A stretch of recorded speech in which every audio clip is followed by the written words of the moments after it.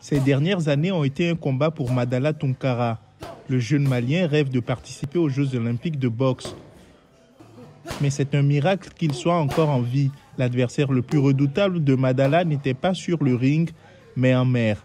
Il était encore mineur lorsqu'il a embarqué sur un bateau de pêche en Mauritanie pour se lancer dans une odyssée vers les îles Canaries. Le pire a été le dernier jour. J'étais encore inexpérimenté et je n'avais plus aucune force.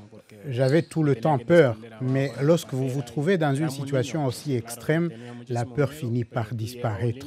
J'ai aussi beaucoup appris à ce sujet en ce qui concerne la boxe. Vous devez aller jusqu'à vos limites et surmonter vos peurs, sinon vous ne pouvez pas gagner.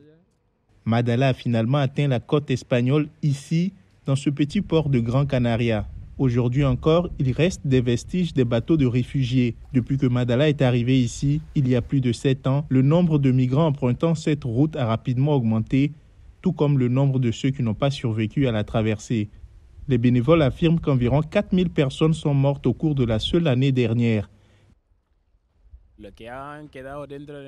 Personne ne sait combien de personnes mortes flottent réellement en mer. Souvent, ils sont juste à court de nourriture, d'eau ou d'essence. C'est comme ça que la plupart des gens meurent. Tout le monde est bien conscient du risque, dit Madala, mais ils sont prêts à le prendre pour le bien de leur famille. À 2000 km de là, de l'autre côté de la mer, la famille de Madala suit ses moindres faits et gestes en Espagne. La moitié des Maliens vivent dans la pauvreté. La pandémie et les différentes crises politiques n'ont fait qu'exacerber la situation. Des frais de scolarité aux ingrédients pour le déjeuner, l'argent que Madala gagne péniblement en faisant de la boxe ou en travaillant dans la cuisine sert à subvenir aux besoins de sa famille. Cela nous aide à survivre. Il veut nous soulager de nos souffrances. Le parcours de Madala a apporté beaucoup de bien à la famille.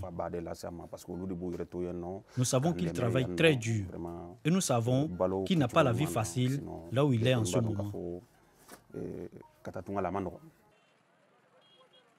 Non loin de la maison familiale se trouve l'une des gares routières de Bamako. Chaque jour, de jeunes Maliens partent d'ici pour chercher fortune en Europe, comme Madala. Certains se souviennent même de lui dans le quartier.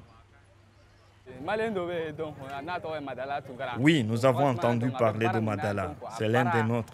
Nous suivons tout ce qu'il fait. Il fait un excellent travail. Un jour, nous voulons être comme lui.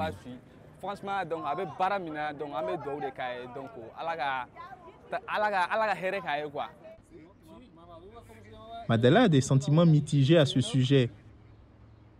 Il sait que beaucoup de jeunes migrants ne survivront pas au voyage. Et même s'ils parviennent à atteindre les îles, la plupart ont du mal à répondre aux attentes élevées de leur famille. Madala rencontre souvent les jeunes Maliens qui sont arrivés à Gran Canaria ces derniers mois. Ils sont presque tous désabusés par leurs premières expériences. En Afrique, nous pensions que nous pourrions gagner de l'argent ici rapidement. Malheureusement, ce n'est pas le cas. Pour moi, c'est toujours mieux que chez moi. Mais la vérité, c'est que tout va très lentement ici.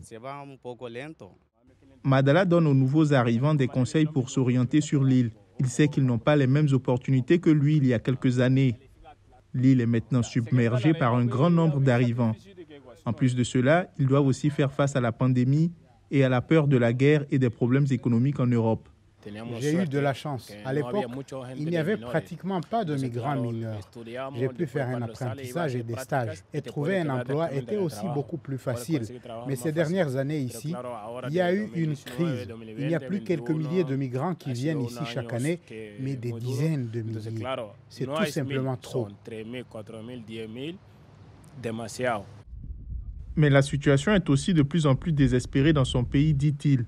Il craint que le service de sauvetage en mer espagnol ne soit très occupé dans les mois à venir.